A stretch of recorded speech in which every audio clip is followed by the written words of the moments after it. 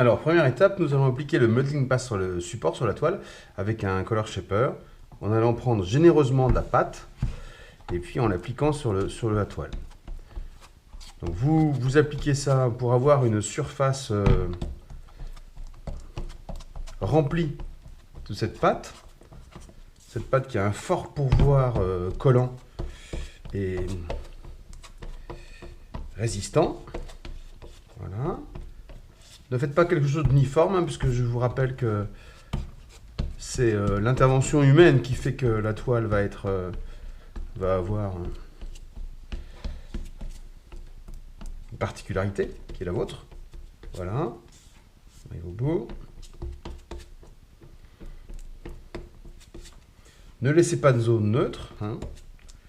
Vous allez pouvoir retravailler la construction ensuite. Voilà, là il y a de quoi prendre des matières sur l'ensemble de la surface. Vous pouvez revenir, on est dans le frais, vous pouvez réintervenir, rectifier, rajouter, supprimer, il n'y a pas de problème. Tant que la pâte est fraîche.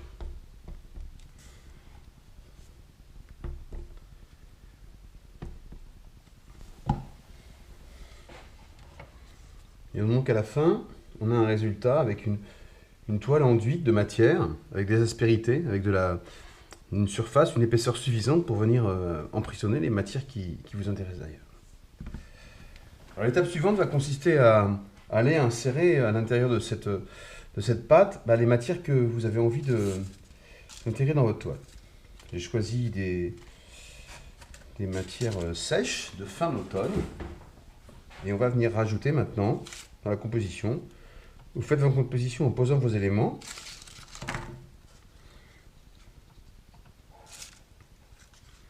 Avant de les intégrer définitivement, bien sûr. Hein. En posant vos éléments, vous voyez, là, hop, tac, tac.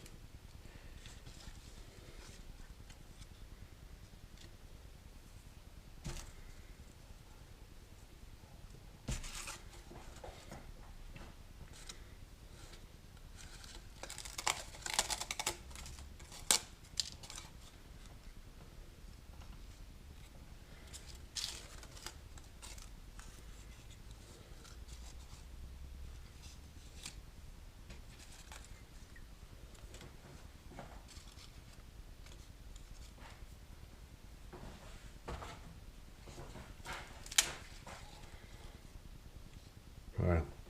Une fois que votre composition vous satisfait, on va intégrer maintenant les matières dans le modeling paste et on va venir le renforcer. Donc pour ça, vous allez définitivement imprégner vos éléments dans le modeling paste directement. Voilà. Hop. On va renforcer ici aussi.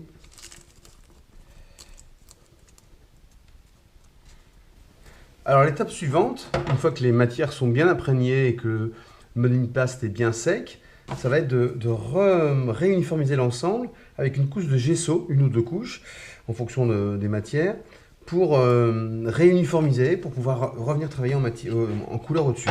L'idée, c'est qu'on va ne garder que les aspérités et les formes, et on va oublier les matières. Voilà, donc le gesso, voilà. Le gesso sur l'ensemble de l'œuvre. Permettre en plus de coller les différentes parties qui ne seront pas encore définitivement collées.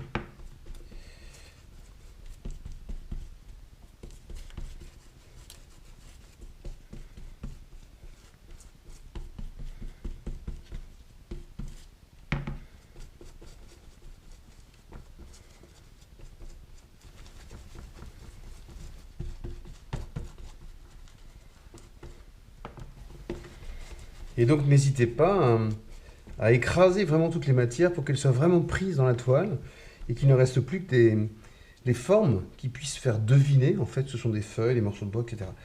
L'intéressant, c'est qu'on va après, en mettant en peinture, en couleur l'ensemble, faire ressortir toutes ces aspérités, tous ces reliefs. Mais là, pour l'instant, il faut les oublier plutôt. C'est plutôt l'idée avec le gesso. Une ou deux couches, vous laissez sécher entre deux. Voilà. Oubliez tout ça.